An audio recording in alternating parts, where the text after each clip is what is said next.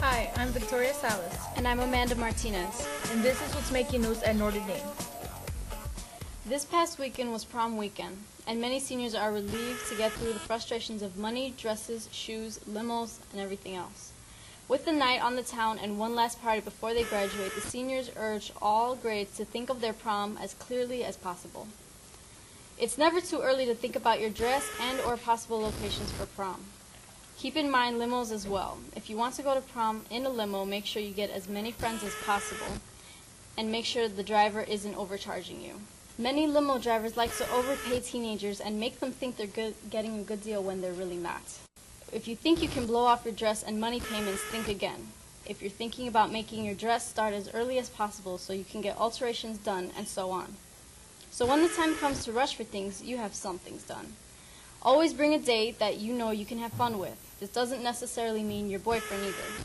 You can simply bring a guy friend, a girlfriend, or if it's better, go alone. If you're thinking of not coming to prom at all, think of it as your last gathering with your class before you won't ever see them again.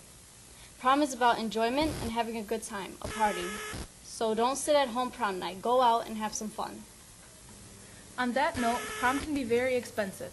When you weigh the cost of a dress, tickets, photos, a limo, a corsage, hair, makeup, and manicure, it often creates a bill reaching $1,000 or more.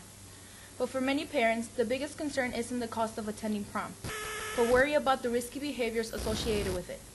Teens driving under the influence of alcohol and how to ensure their daughter arrives home safely. On April 20th, the juniors and seniors of Notre Dame for Girls and St. Patrick's for Boys gathered around in the St. Pat's parking lot for a demonstration that was life-changing. Reporting on the scene is Haley Boyle. Thank you. Here in the St. Pat's parking lot, the wonderful people from a program called Operation Prom are getting ready to give us a demonstration about the horrors of drinking and driving. While real firefighters and paramedics and police officers run around, it is easy to forget that this is just a reenactment. The scene is set. 4 teenagers returning from prom.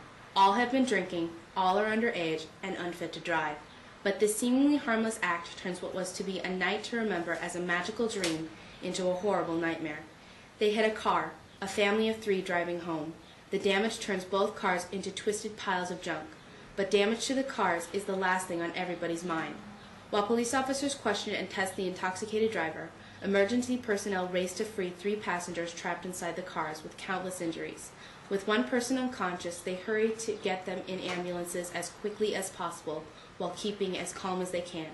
The teen driver is unharmed but will be charged with DUI, reckless endangerment, underage drinking, and vehicular homicide. The last charge, because 1 person won't be getting into an ambulance. She'll be getting a ride in a body bag. The students watched in horror as people were being pulled out of cars, placed into ambulances, and through all the chaos and confusion found the meaning behind the actions. They were respectful, paying close attention to all that was happening around them. Created by a deeply caring woman named Ann Bleeker, Operation Prom is a program that travels from high school to high school, performing mock car accidents like the one we saw today. They look and operate with incredible authenticity. Driving under the influence of alcohol is not only a terrible idea, but is illegal and is inappropriate of all ages. When this realistic scenario was put forth in front of the students, it brought forth the fear that this can happen to anyone, anywhere, at any time. And based on the students' reactions, the message certainly got through. Haley Boyle, Notre Dame News. Back to you in the studio. This year, softball is kicking off good and hard with a new team of players, mostly old players from last year and also some new faces. Softball is coming off with a good start. More than about 15 people are on the team this year. The team score for this year is 6-1, with 6 wins and 1 loss in their division. Outside of their division, they lost 3 games. This coming week is the conference games, and many of the players are excited. Aside from losing one of their players, Brandy Price, they continue to head strong. They work together proudly and hope to win another division this year.